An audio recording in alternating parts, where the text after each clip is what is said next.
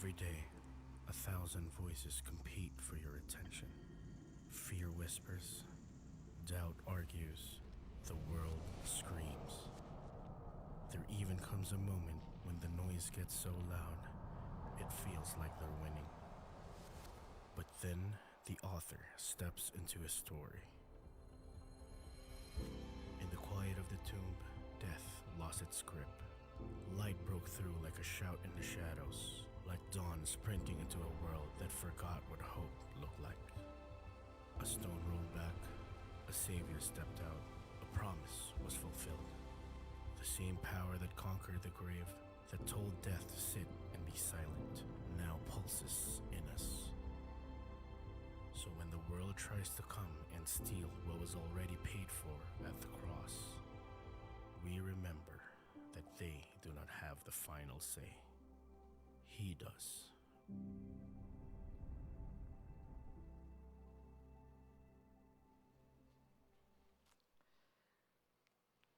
Good morning, everyone. Kindly greet the person beside you and tell that person, you look so good today. That may be the first encouragement that your seatmate have received today. And anyway, good morning once again. I'm Jopat. I'm one of the pastors here in Victory, Davao, and we're grateful to have you today and worship with us. Now, before we get into the word, two things. This coming Thursday, we're starting our anniversary weekend with worshiping together. And so we're inviting you worship with us, and the next few days, campus conference on May 1, that's on a Saturday, and then we'll have our leaders meeting on May 2, and then anniversary convergence on May 3. So we'll have guest speakers there, and the only time that I'll be speaking is actually on April 30 on our worship night. So we would like to invite you to worship with us. It's going to be a great time of worshiping and just really preparing all of us to a weekend of celebrating together. And on Friday, we're going to gather the students, and we're going to just really align them to the purposes of God in their lives. And at the same time, on May 3, we'd like to again invite all of you to our anniversary convergence that will be 2 p.m. in SMX Convention Center in Lanang. So what that means is that when you go here next Sunday at 11 a.m., there's no one here. Okay, so we won't be gathering here. There will be no services here, but you can still go here, but there's no one here. So you can actually do one-to-one with yourself and worship. You can go to the prayer room and pray alone, and then by 2 p.m., we will be celebrating in our convergence. Now, here's what I would want to encourage everyone. Please don't be late because it's going to be full of people. We will open the gates at 12 noon. But you can arrive early, have lunch there. We won't have kids' church there, but you can still bring your kids, pero you can sabakize them. Okay, at the same time, right after the service, we will have a time where you can claim your wristbands. Okay? And again, we're looking forward to be celebrating with you. Imagine 30 amazing years of God's faithfulness, of God's goodness, of God's greatness. I want to ask you this question. Have you experienced the goodness of the Lord, His mercies, His grace in your life? All right? At the same time, are you thankful to be part of this church community? All right. Thank you for those 50 people who are thankful. My prayer is that next week, all of us will be thankful. But anyway, we're ending our series today on the final say. And for the past weeks, we've talked about the resurrection of Jesus and its implication in our lives. So as we end our series today, I want to invite everyone, let's all stand up and open your Bibles to 1 Corinthians 15. And for the past month, this has been our focus, 1 Corinthians 15, wherein Paul was giving this explanation, this argument to the church in Corinth, wherein they were struggling with the idea, can the dead be resurrected? And so Paul had to explain to the church in Corinth that without the resurrection, everything that we believe in, everything that we do as Christians, it is meaningless. Now in 1 Corinthians 15, from verses 35 to 58, here comes Paul trying to explain about what Christ has done and what the resurrection would look like. But we'll be reading two verses this morning, verse 57, Paul explains, and Paul writes here, "But thanks be to God who gives us the victory through our Lord Jesus Christ." Verse 58, can we all read together?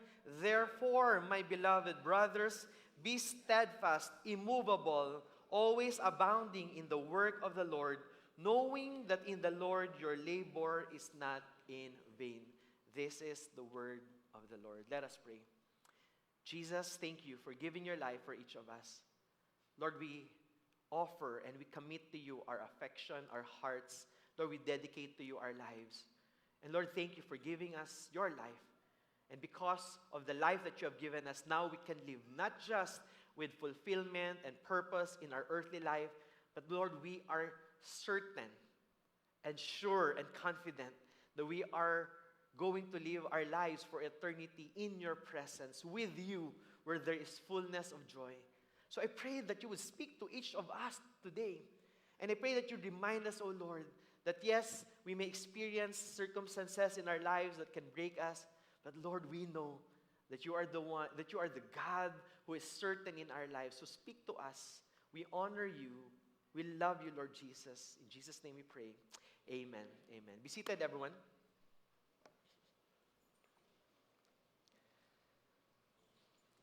I came across a story of a man named David. And David was very successful as a man. He's married and he has 3 kids. He's a leader in the church and he has a business that you could say that was really providing well for his family. But he started to feel unwell and he visited his doctor. And in that very room wherein he had a conversation with the doctor told him, "David, my heart is so sad to inform you that you have stage 4 cancer and you have 6 months left to live." Imagine hearing that when everything is going well for you, all you have are dreams, all you have are plans, and you have a picture of the future of what you want to happen in your life. Now, out of a sudden, all of the things that you were hoping for starts to crumble. Imagine the room shrinking, and while he was driving home, he's starting to think of the anniversaries that he's going to miss with his wife. He started to realize that he might not be there witnessing the graduation of his son, that he might not be able to walk his daughter to the aisle, into the altar. And all of these things, he started to think, "Lord, what is this?" So as he entered home, he sat down in the kitchen table and he started to just really reflect, "Lord, why am I going to lose everything that I've tried to build in my life?" And he had questions. He started to struggle with the reality of death. And think about it. All of us will be confronted with the reality of death. Maybe we have a loved one who died. Maybe we have a friend or maybe a classmate that you were very close with, that they passed away. Imagine when you were a student, you had dreams together. Ang dami niyong gustong gawin, but here you are, the older you get, you started to realize that the old people, they start to talk about maintenance. Instead of perfume, they start to talk about pamunas, or ano yung tawag yun? Yung basically, efficacent oil, essential oil. Things become different. But not just that, you encounter the reality of death. And this is what David started to encounter. And he was confronted with the reality that life is indeed short. And so what he did was he presented his questions to God. He started to run to God and cry out to God, "Lord, why is this happening in my life?" And he came across this couple of verses in 1 Corinthians 15, where it talks about Christ dying for us, which is the most important message, that Christ died for our sins. But not just that, there is a promise of resurrection. And there, the Bible speaks of Paul writing, "Death, where is your sting? And death is swallowed by the victory that Christ has purchased for us." And the very moment that he read that, he started to cry, not out of grief, but of rejoicing, understanding that death doesn't have the final say in his life. He started to cry, knowing that it's not death that has the final say in his life, but because Christ has risen, everything changes for him. And do you know what happened? He got to live 2 more years. And his daughter his daughter spoke and saying that during the wake, the daughter said that the 2 years were the most purposeful years of his life. He served more generously. He had more joy than the first 47 years of his life. He forgave more freely. He loved more deeply, because once death lost its grip on him, he was finally free to live. Think about it. Do you know that people live in fear? For some of you, you have the fear of speaking in front. Right, John? Si John kasi mas gusto niya pang sumayaw sa harap kaysa magsalita sa harap. But not just that, how many here you have fear of cockroaches? Fear of lizards? We have so many fear. Iba sa inyo, mga single fear of crushes. But at the same time, we have the fear of the future, fear of uncertainty, fear of lack. But one of the fears that people actually have is the fear of death. And you see, everyone will be confronted with this reality. But again, if you are in Christ, the Bible tells us that death no longer has a final say in us. And here's the question. If death no longer has the final say over your life, how does that change the way you actually live? If fear no longer has the final say in your life, if fear has no hold on you, how does that affect your life? Will you be able to serve God freely? Will you be able to live in freedom? Will you be able to serve God? Will you be able to be more generous? And this is actually what Paul had to argue with the church in Corinth. He writes this letter because this church started to wobble in their faith. And they started to say, the resurrection is not for real. We believe in Jesus, but can we really, when we experience that, are we really going to be resurrected? And so Paul had to explain everything. In 1 Corinthians 15, verses 35 to 58, I hope you would read that. And he gives this picture of a seed. That when a seed is planted, guess what? When a seed is buried, the seed dies. And what will come out is no longer a seed. There will be a plant. There will be a tree that's going to grow. In other words, the seed is the promise, and the plant is the fruition. It is the fulfillment. And what Paul is simply saying is this: because Christ showed us that He is resurrected from the dead, from the grave, in the same way, if you are in Christ, in the same manner, you are going to experience resurrection from the dead. And so what it shows us, ladies and gentlemen, is that because Christ resurrected from the grave, then what it means is that because Christ has conquered death, what that means is that our eternity is secure. Because Christ overcame death, what that means is that our eternity is secure. In 1 Corinthians 15, verses 54 to 56, it says there, death is swallowed up in victory. Then Paul writes, "O death, where is your victory? O death, where is your sting? The sting of death is sin, and the power of sin is the law." And Paul writes here that death is not just paused or it's not just contained. Paul is saying that death is swallowed up. It is no more. It has no power. It no longer has an effect to a believer. Yes, physically, with our physical bodies, we will still experience death, but it has no power in the sense that when we die, we will live in eternity with God in heaven. I remember when I was 3 years old, my mom was so worried that I swallowed ang buto, yung buto ng santol. You know what santol is, right? It's in English, it's where, bro? Napaisip ka, ano yung where, bro? Santol, right? You'll get that tonight, don't worry. And so, I swallowed yung buto ng santol, and my mom was so worried. You know why she's worried? that santol might actually grow from me. I'm joking again. Strike two. But here's the point. I swallowed something, and one way or another, by the grace of God, it didn't do any harm on me. But here's what Christ did. Because He conquered death, He swallowed up death. Now He's saying, death, where is your sting? It's like a champion conquering a defeated enemy. Where is your sting? And it's like Jesus saying, death, you are no more. And what that should imply to every believer is this.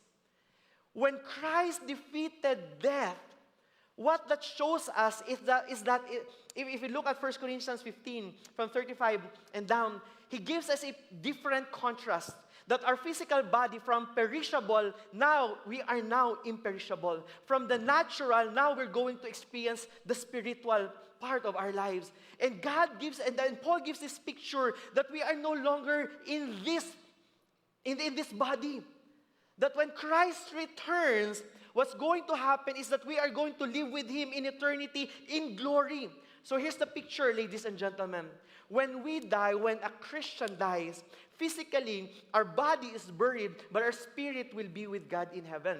Now, here's the good news. When Christ returns, our physical body, do you know what's going to happen?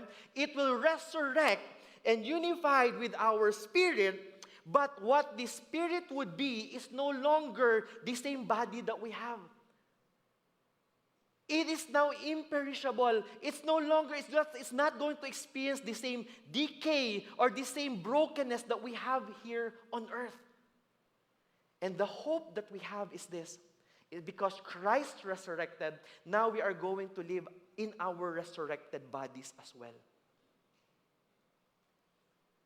Because Christ conquered death, now our eternity is secured. Now think about it. What is the most tragic thing that any person could ever experience here on earth? Is it heartbreak? Is it loss of money? Is it business failing? As I've realized as a pastor, every single time I would officiate committals and wakes and funerals, nothing compares to the heartbreak that a death could actually give us. But the Bible tells us that if you are in Christ, yes, you will mourn, yes, you will grieve, yes, you will be sad, but our hope is not about the memories that we remember, but our hope is that one day in eternity we will spend in the presence of God. That's why if you're a believer, nothing should hold us back from living our lives for the purposes and the presence of God. Why? Because death doesn't have the final say. And I love this quote by Billy Graham where he says, God proved His love on the cross. When Christ hung and bled and died, it was God saying to the world, I love you. So every time you see the cross, it's not just a religious symbol. I hope you see that it is that ultimate mark of Christ, of God telling you, my son, my daughter, my child, I love you. But at the same time, because Christ lives, He did not remain dead. We too shall live, and that is a settled matter. Because Christ is risen, and He's seated on the right hand of the Father, what that should give us is the confidence and the certainty that we're going to live in eternity with God in His presence. Where there's fullness of joy, where there are no more tears, no more pain, where all things are new. But not just that. Not only did Jesus conquer the grave and secured our eternity, Christ also reveals the glory of what we will become. Christ reveals the glory of what we will become. You see, in 1 Corinthians 15, verses 42 to 44, it says there, what is sown is perishable, and what is raised is imperishable. It is sown in dishonor, now it is raised in glory. It is sown in weakness, now it is raised in power. It is sown a natural body, it is raised a spiritual body. And so Paul was giving a picture here. That because of Adam, sin entered, and then because sin entered, death entered, brokenness entered. That's why, yes, alam ko po yung nararamdaman ninyo that you have back pain pagising nyo ng umaga. Remember, natulog ka lang pagising mo, Lord, ba't ang sakit ng likod ko? That's a result of not just aging, but the result of brokenness in the world. And the reality is this: because of Adam, sin entered, brokenness entered, death entered.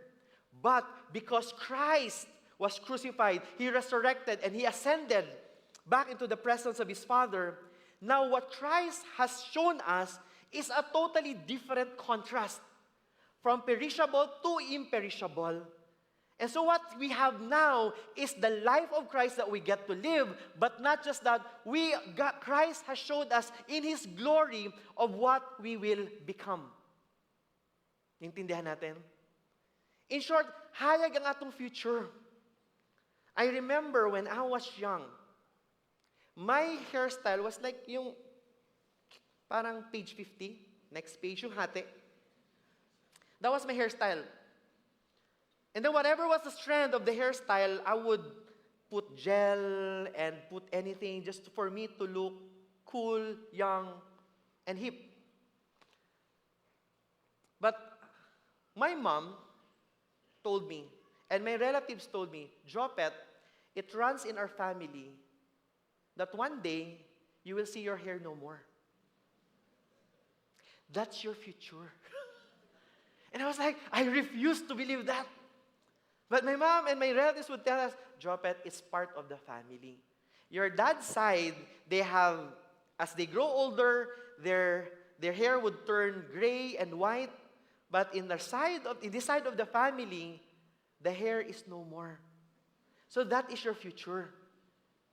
Now, in the same breath, what I'm trying to say is this: Christ is already giving us a picture of what we will look like. And what our future would look like, of what we will become. Listen to me, everyone. It's not just a biological upgrade. When we die, and then our bodies will resurrect. It's not like a biological upgrade where you get to choose. Option A, I want to have 12 packs. From here, abot mukha.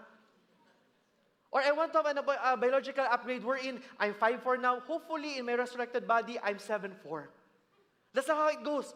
It simply means that God transforms our bodies from a physical body wherein there's pain and there's brokenness, but in our glorified bodies, in His glory, in His grace, in His goodness, He transforms everything. We will still look the same, but we will be in our glorified state. Think of it this way. A caterpillar goes through metamorphosis for how many days? Absent kayo sa science, no? 7 days. And it would stay in its chrysalis for 7 days until it becomes a butterfly. Do you know what happens inside the chrysalis? The caterpillar, as it goes through metamorphosis, the caterpillar doesn't just grow wings so it becomes a butterfly. It actually dissolves inside. And it becomes a new being. And then after 7 days, it becomes a butterfly. A new being, but the same DNA. Now, this illustration is not the perfect way to explain what resurrection is. But the picture is this. Our physical bodies may rot, may have dysfunctional knees, or maybe lack of hair, or maybe you're not happy with how you look. But listen to me. God, in His glory, in His wisdom, in His goodness, He transforms our bodies. We will still look the same, but we get to live our glorified bodies, our resurrected bodies when Christ returns. And we will be in a place wherein there's no more death, no more pain, ladies and gentlemen. But not just that, we will be worshiping in the presence of God forevermore. Matt Chandler says this: we don't have to live in despair about the future because God has already told us what the future holds. The resurrection body is not the end of who you are. It is the beginning of who you were always meant to be. Now, listen to me, everyone. This is very important. So, if we who are in Christ, if we die, our spirits will go to a place where there is the presence of God. There's fullness of joy, no more tears, no more pain. And our resurrected bodies, when Christ returns alongside us, basically, we will be united with our resurrected bodies. And now we will be in eternity with God. And there'll be a new heaven and new earth. And we'll continue to worship God there. There's no more sin, no more pain. Hello, no relational dysfunctions. And we'll continue to work in His glory and worship God in His glory. All things will be made new. Amazing. So what does it mean for us? What it means for us today is this. We need to invest in the souls of people. Because there are people around us, our family, our friends, people that we love, people that we have coffee with, people that we have matcha with, people that we play pickleball with, people that we chat, people that we are working with. These people, they're living, yet in their souls, they are dead. And because they are dead, guess where they will spend their eternity? Not in a place where God has promised for those who believe in Him. So what that means is that you and I is this. Let us not be selfish in thinking of just our own comfort. I pray that we will invest in the souls of the broken, of the lost, of those who are dead in the spirit. Because they deserve to hear about the good news that Jesus Christ has died for them, but at the same time, there's a hope of salvation to those who believes. Let's not be fully invested in, Lord, I'm struggling right now. What's your struggle? No Wi-Fi. No love life. Right? One of the reasons why we are living a joyless Christianity, because we always compare what people have with what we have. And friends, if you keep on comparing yourself with other people, guess what? You will never live a life filled and full of joy. Because comparison is the thief of joy. In fact, comparison will kill your joy. And that's why there's this sense of urgency of investing in the souls of people. Because what the picture of the future look like, it should stir up confidence, certainty, excitement, zeal, but at the same time urgency. That the people who are far from God, the people who are lost, that they should know Jesus. Let me ask you this question. When was the last time that you took that risk to share your faith and to share the gospel to someone else? You see, people are longing to experience what you are experiencing. People are longing to experience the same joy, the same peace, the same hope that you have. And this is actually one truth that we all need to know, that Christ's victory is your victory. Therefore, live like it. I want to read verse 57. Can we all read this together? But thanks be to God who gives us the victory through our Lord Jesus Christ. So here's Paul giving us an explanation as how we understand the resurrection of Jesus. Listen to me, everyone. Do you believe that Jesus rose from the dead? Do you believe that He has conquered death and sin? Now, we're supposed to move from simply knowing and understanding. It should move us into a life of worship. From theology, it should move to doxology. From knowing who Jesus is and what He has done for us, it should move us into our life, worshiping, reflecting, declaring that Jesus lives and that He is victorious. That's why Paul was explaining here, after everything that Christ has done and what He has promised to do, and He's about to come again, sabi niya pa, but thanks be to God. I don't know about you, friends. But our life of faith is not just about asking God for more blessings, because our salvation is the greatest and our ultimate blessing. But one of the fruits of our salvation is actually thanksgiving. A thankful heart is a fruit of our salvation. Question: how thankful are you that you're forgiven and that you're saved? How thankful are you that you belong to the Lord? Is there thanksgiving that is evident in your life? Or are you living your life full of complaints, full of ranting, full of comparison? How are you living your life today? Are you declaring, but thanks be to God, that I'm not going to live a life that's perishable, a body that's perishable, but now I get to live a life in Christ. That's why thanksgiving is something that we are to bear fruit every single day of our lives. Even in those moments that we don't understand what we're going through, even in the moments that we're experiencing pain, even though in those moments of doubt, we always go back to the truth. Lord, I'm a sinner and have sinned against you, but you have forgiven me. Now I belong to you. Now I am saved. Lord, I get to live for you. Thanks be to God. But it doesn't end there. It says there, who gives us the victory. Church, mind you, the word there is gives. It is present tense. So it means, but thanks be to God, hindi sinabi ito, who will give you. In other words, you don't have to work hard for it. You don't have to merit it.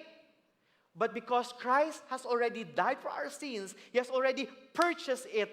He has already won our victory. Guess what? All we have to do is to receive it and live it out in our lives. Who gives us the victory? Present tense. So what that means is this. Christ died on the cross, defeated sin and death. Defeated all, not just sin, but even the patterns of sin, even the effects of sin in our lives. And what that gives us is this. Whatever it is that you're going through today, it may be difficult and it may be hard, but listen to me. There's already victory that Christ has purchased for you. Think about that sickness that has been repeatedly a pattern for you. Christ has already given victory over that. Think about the depression and the anxieties that you're experiencing. Trying to be in control of the things that you're not in control of. The Bible tells us that Christ has given you the victory. Yes, your depression is real, but there is healing for that. What that means is that whatever it is that you're going through today, church, that is not your identity. The cross is. Because of the cross, because of what Jesus has done for each of us, we can live in victory. Think of it for a moment. Are you reflecting that victory that Christ has purchased for you? A life of victory doesn't mean that you will have no problems. A life of victory doesn't mean that your life is very comfortable. A life of victory simply means that death doesn't have a final say, that sin is not your identity, that there is fullness of joy in the midst of the problems and the circumstances that we go through. That yes, even if you're struggling in your relationships, but you're already experiencing the grace of God for you to forgive, for you to reconcile, for you to work out your most difficult relationships, whether it's your spouse, whether it's your boss, or even with your children. There is victory. And there is no pattern of sin. No pattern of sin and no stronghold of sin that has a hold on you. But the Bible tells us that there is victory over everything that we go through. And how do we experience that? Through Jesus Christ. So as we land this, how are we to respond to this? Paul made it so simple. After explaining the crucifixion and the resurrection of Jesus, he gives one of the most important therefores in the Bible. Verse 58, can we all read together? He says, "Therefore, my beloved brothers, be steadfast, immovable, always abounding in the work of the Lord, knowing that in the Lord your labor is not in vain." So what the Bible tells us, what Paul is saying to us is this: because Christ already purchased our victory, because Christ already secured our destiny, what are we supposed to do? How are we supposed to live our lives? Sabi niya, therefore, this is how we're supposed to live it out. There should be a fruit, there should be a picture, there should be an evidence of what Christ has done in our lives. First thing he says, be steadfast. In short, be anchored in that resurrection life. Now, it's not about the absence of emotions, that when you go through difficult times, you're saying, don't have a problem, I don't have a problem. You will go through problems. But it's not emotions that fuels you, it's actually conviction. Conviction knowing that Christ has already won the victory for you. So here you are, you're saying, Lord, I may go through tough times, but God, I am standing and I'm being rooted and anchored in how good you are, in your grace, in your mercy for my life. Be steadfast. But not just that, be immovable. Be immovable. In other words, there will be things in our lives that will try to push us away from our walk with God. It could be your circumstance. Imagine losing a job, difficulty in your relationships, persecution. There will be external things that will try to force us out of this relationship with God. Do you remember Shadrach, Meshach, and Abednego? Because they did not worship this golden image. Do you know what happened?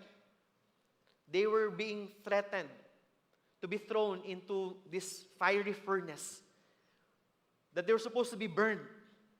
Do you know what they said? Here's what they said, Shadrach, Meshach, and Abednego. We know that our God will save us and deliver us from this fiery furnace. But here's what they said. But even if He does not, we will continue to worship God and we will not submit to this false idol. Here's my question. Do you have that even if God does not faith?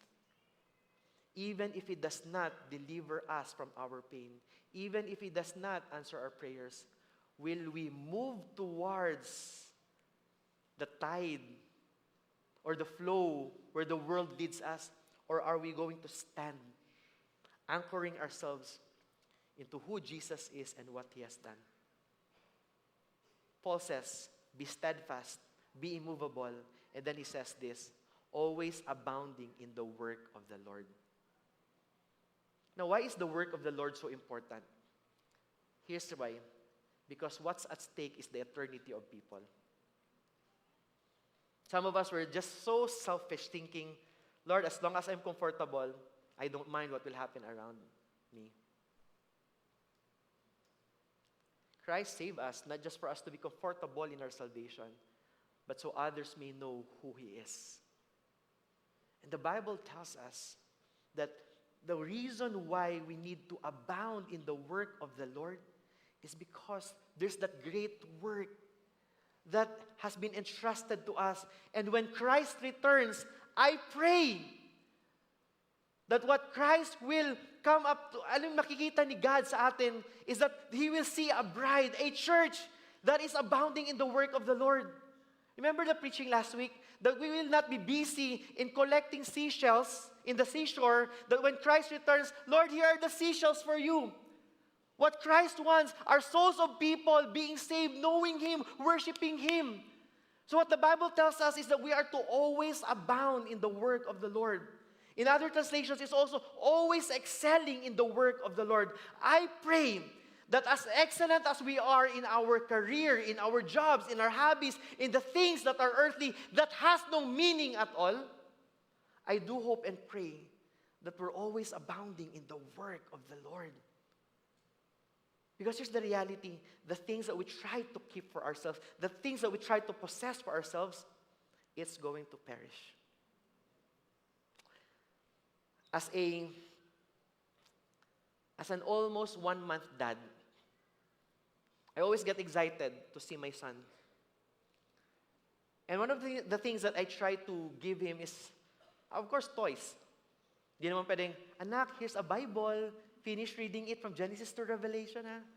I mean, he's 10 months old. So what I did was to give him, at least I think I bought him 2 toys. These 2 toys, puro pickleball.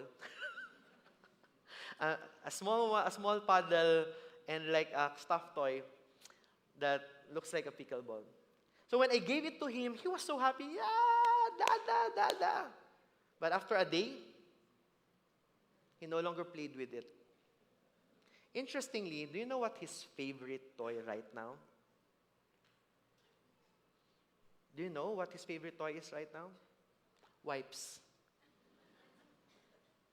Every single day, he would just like play with his wipes. I'm like, anak, mas maganda to. It's like, dada, dada. Imagine the things that we possess. Sometimes the things that we used to think are so precious are now simply collecting dusts. But do you know what will matter for eternity? It's the souls of people. And the Bible tells us, always abounding in the work of the Lord, because Christ is glorified, Christ is made known, but at the same time, people are saved when we abound in the work of the Lord. But do you know the promise there in verse 58? Because what you do for the Lord will never go in vain. Everything you do for Jesus, it's never wasted. Every time you pray for your children, every time you bring your children to kids' church, every time you commit and serve in any ministry, whether you're an part of the experience team, you're smiling at people, or whether you're part of the music team, whatever it is that you're doing, I pray that you would always abound in the work of the Lord. Why? Because nothing is ever wasted when you serve Jesus. In fact, the fruit of your faithfulness is the eternity of the people around you. I thank the Lord for my parents, that they forced me growing up to go to church. I have no choice because growing up, ang church na sa baba, bahay namin sa taas. We live in a parsonage. So when we go down, there's the church. And every Saturday, we would scrub it. And I'm like, why are we just scrubbing and why are we applying floor wax? And then we would prepare the communion elements, part of being a pastor's kid. But I thank the Lord that my parents did not just force us, but they showed us Christ. So understand today that everything that we do for the Lord, it never goes in vain. The friend that you have been praying for, the friend that you have really been laboring for that person to know Jesus, one day, they will know Jesus. I have a college classmate. For 4 years in college, I've been praying for him, been reaching out to him. I tried to even go to the gym with him so that I'll be able to engage him. But no matter what strategy I made, nothing worked. And for the next 20 years, what we did was to communicate and connect through social media. But by the grace of God, last year, I was able to share the gospel to him. In the cafe outside, we had a conversation, prayed a prayer of salvation. He believed in Jesus. We did one-to-one last January. He got water baptized. And now he's passionately serving in our church today. Here's the point. Sometimes we think that the things that we do for God, sometimes we feel like it's meaningless. But this is what the Bible promises. What we do for Jesus, it has eternal impact. David, remember the man that I was talking about in the beginning, in our opening story? He wrote something in his journal near the end of his life. And his daughter shared it at his memorial service. In his journal, he wrote, I used to think death was the period at the end of the sentence. I found out it's just a comma, and God is still writing. What this means, my friends, is this. Death no longer has the final say. And because we're in Christ, what we do for the Lord, it has meaning, it has purpose, nothing is ever wasted. But my question is this: how are you engaging and living out in doing the work of the Lord so that Christ may be glorified and that people will know Jesus in their lives? I want to end with this one important truth. Because Christ has the final say over death, we can live lives that are fearless. Nothing to fear of. Not afraid of death, not afraid of what we may lose. We can live fearlessly. Not just that, we can live lives that are faithful, devoted and committed and honoring Jesus and full of purpose. You get to wake up each day living for Jesus, experiencing His pleasure, His presence in your life. And friends, it's not about whether you're introvert, extrovert, you've been hurt before, you're still offended right now. Because Christ has risen, you can live your life with such powerful purpose. So as I end, I want to ask you this question. Are you living like death still wins? Or are you living like Jesus already did? You have a choice today how to live your life. Live your life as if death and sin has power over you, or you can live your life knowing and declaring that you have victory in Jesus because Jesus already won for us. Amen. Amen. Can we just give a praise, everyone? I'd like for us to stand up.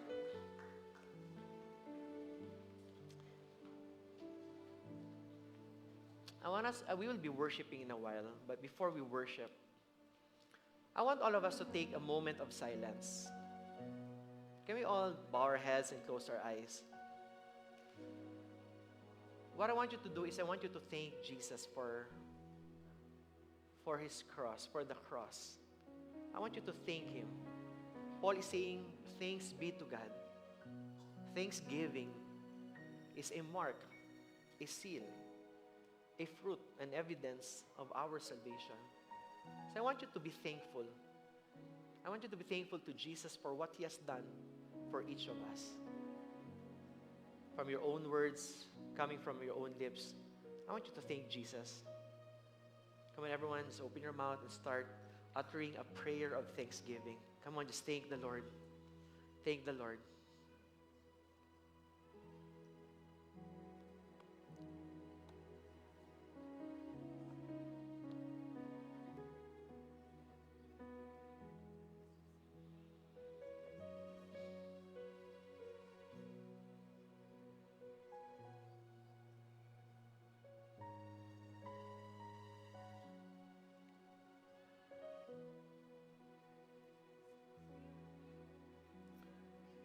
Now, if there's any area of your life that you're praying, Lord, I want to experience this victory in this part of my life, I want you to ask God, Lord, help me.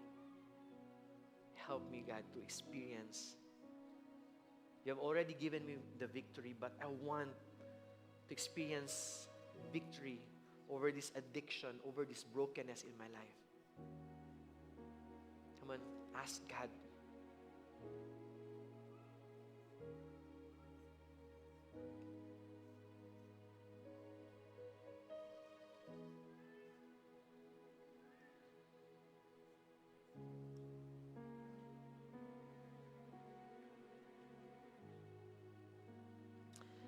Lord Jesus, we look to you this morning.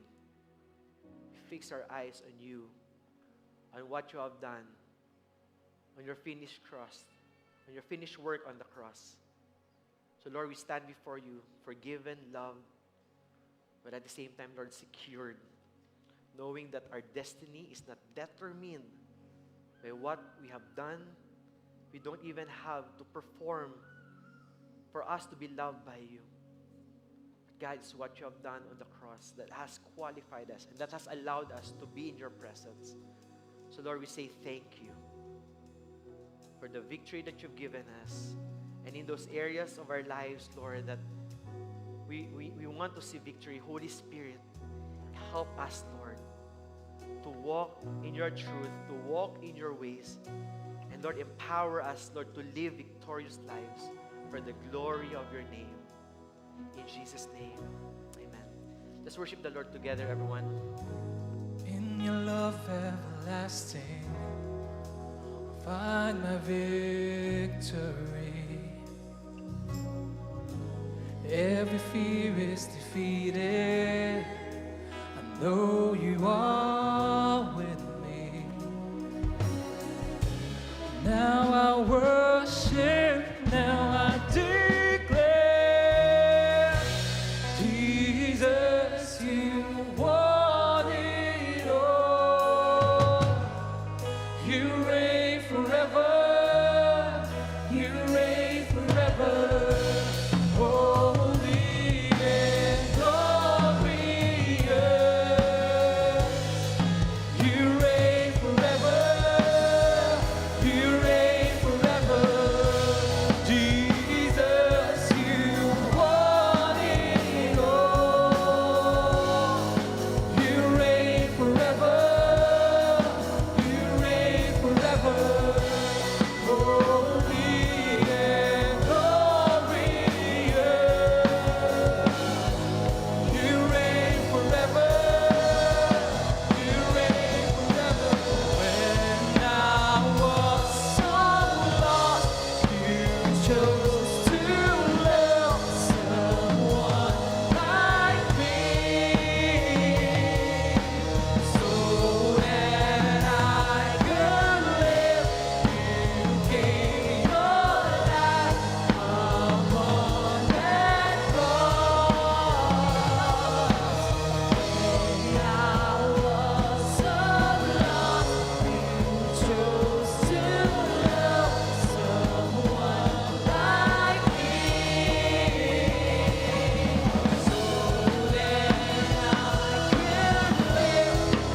You gave your life upon that cross. Jesus, you won it all. You reign forever, you reign forever. Holy and glorious. You reign forever, you reign forever. Jesus, you won it all. You reign forever, you reign forever. Holy and glorious. You reign forever, you reign forever. You reign forever, you reign forever. You reign forever,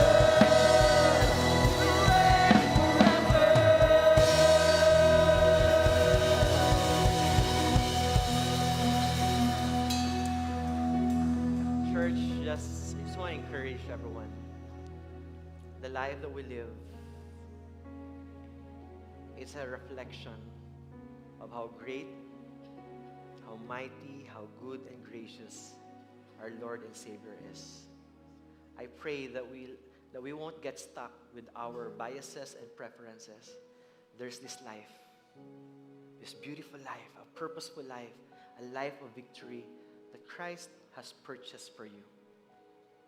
So live like you've been set free. Live like you have the victory. Don't let sin and death have the final say in your life. You belong to Jesus. Can you tell the person beside you, you belong to Jesus?